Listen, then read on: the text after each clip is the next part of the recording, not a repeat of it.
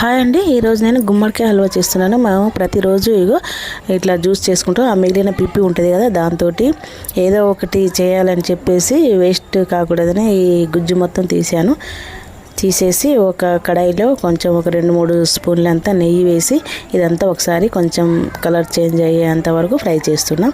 Fry చేసినాక ఇప్పుడు ఇందులో ఒక కప్పు చక్కెర వేస్తున్నాను, బ్రౌన్ చక్కెర. కావాలంటే బెల్లం కూడా వేసుకోవచ్చు, నార్మల్ చక్కెర కూడా వేసుకోవచ్చు. నేనైతే బ్రౌన్ చక్కెర వేస్తున్నాను. వేసేసి మంచిగా కలిపేసి దగ్గరికి అయ్యాక కొంచెం డ్రై ఫ్రూట్స్ వేసేసి కలిపి తినటమే. ఎంత బాగుంటుందంటే ఇది హెల్త్ పరంగా కూడా చాలా బాగుంటుంది. ఈ హల్వా, గుమ్మడికాయ హల్వా చాలా బాగుంటుంది. గుమ్మడికాయ హల్వా అయితే రెడీ అయిపోయింది. మొత్తం చూడండి, స్క్రిప్ట్ చేయకుండా చూడండి. మొత్తం ఒక బౌల్లోకి అయితే వేసి చూపిస్తున్నాను. హల్వా అయితే రెడీ అయిపోయింది. సూపర్ హల్వా. ఇది ఎంత బాగుంటుందంటే ఫ్రిడ్జ్లో